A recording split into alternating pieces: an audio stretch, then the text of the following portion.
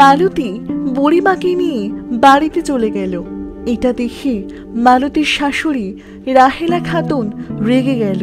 এ কি, কোথা থেকে এলে তুমি? বাড়ির এত কাজ ফেলে কোথায় গেছিলে? এত কাজ কে করবে শুনি? আর সাথে কাকে নিয়ে এলে? মা, উনি আমার দাদি হন। অনেকদিন পর দেখা হলো, তাই একটু কথা বলছিলাম। তোমার দাদি? কই, আগে তো এর কথা বলনি আমাদের।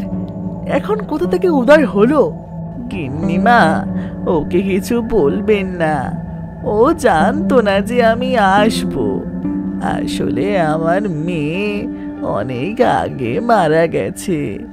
এখন আপন বলতে কেউ নেই। তাই ভাবলাম কবে মরে যাই, মরার আগে একটু নাতনিকে দেখে যাই। বেশ, এসেছেন যখন একবেলা খেয়ে বিদায় হন। কিন্তু আমি যে কাজে এসেছি তা তো একদিনে হবে না। কাজ? কিসের কাজ শুনি? বললাম না, আমার আপনজন বলতে কেউ নেই। তাই আমার সমস্ত ধন সম্পদ আমার নাতনির নামে দিয়ে যেতে চাই। ধন সম্পদ? কি বলেন বৌমা?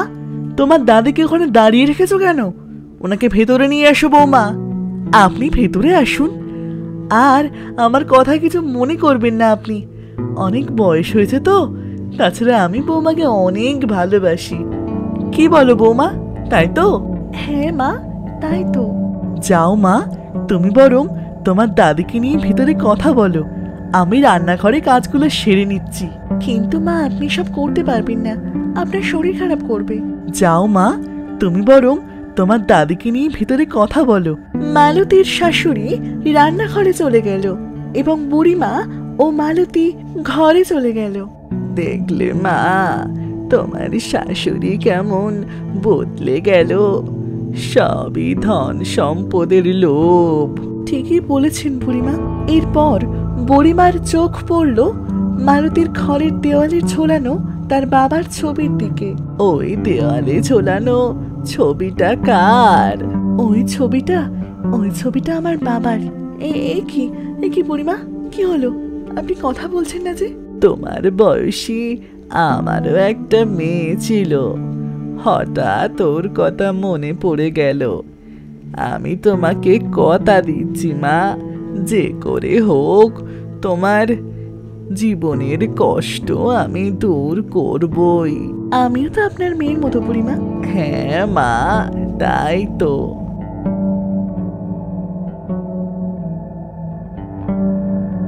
এই যে বৌমা, তোমার দাদিকে নিয়ে আসো, খাবার দিচ্ছি।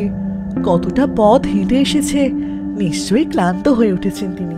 আমাকে নিয়ে ভেবো না তুমি মা, তুমি আমার নাতনিকে সুখে শান্তিতে রেখো। এ নিয়ে ভাববেন না আপনি, বৌমাকে আমি ভালো রাখবো।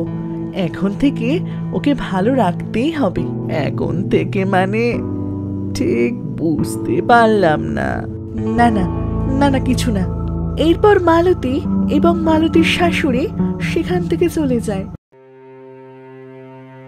এত কাল পর আমি আমার মেয়েটাকে দেখলাম। আমি তো সেই কবে মরে শাকচুন্নি হয়ে গেছি, কিন্তু আমার মেয়েকে এভাবে কষ্ট পেতে দেব না। যে করেই হোক ওর লোভী শাশুড়িকে শায়েস্তা করতে হবে।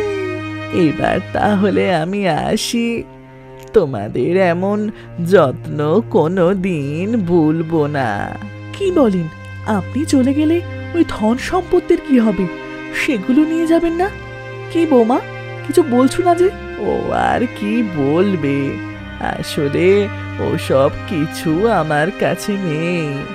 আমি দেখতে চাইছিলাম তুমি আমার নাতনিকে সত্যি ভালোবাসো কিনা, নাকি মনে কোনো লোভ আছে। কি বললেন আপনি? সব মিথ্যে কথা। আমার সাথে এত বড় বাটপারি করলেন। বেরিয়ে যান আমার বাড়ি থেকে। আর বৌমা, তুমিও বেরিয়ে যাও আমার বাড়ি থেকে। তোমার মতো ভিখিরি ঘরের মেয়ে আমি ঘরে রাখতে চাই না। শয়তান শাশুড়ি, তোর এত বড় সাহস, তুই আমারই সামনে আমার মেয়েকে তাড়িয়ে দিচ্ছিস? দাঁড়া, তোকে এক্ষুনি মজা দেখাচ্ছি। এ কি হচ্ছে আমার সাথে?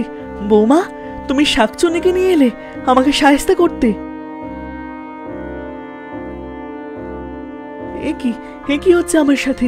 বৌমা, শাকচুন্নি, তুমি আমার শাশুড়িকে ছেড়ে দাও, ছেড়ে দাও, মেরো না ওনাকে, ছেড়ে দাও বলছি। তুই যাকে অত্যাচার করিস সে তোর প্রাণ বাঁচাচ্ছে, আর তুই তাকে সব সময় কষ্ট দিস।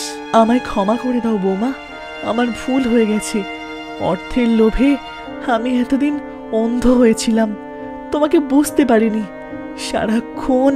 সারাক্ষণ তোমাকে বকাবকি করেছি, তাই তো তোমার ভালোবাসা বুঝতে পারিনি। এবার থেকে তোমায় আমি নিজের মেয়ের মতো ভালোবাসবো। ক্ষমা করে দাও বৌমা, ক্ষমা করে দাও। বেশ, তাহলে সব মিটে গেল। তবে আমি এই গ্রামেই থাকবো। কেউ যদি মালতীর ওপর অত্যাচার করে তাহলে তার সর্বনাশ করে ফেলবো। ধন্যবাদ শাকচুন্নি, সত্যি তুমি আমার অনেক উপকার করলে। তুমি আমাকে এক মা উপহার দিলে, সে হলো আমার শাশুড়ি। আজ থেকে তুমিও আমার মা। এরপর থেকে মালতী সুখের শান্তিতে বসবাস করতে থাকে, তার আর কোনো কষ্ট রইল না।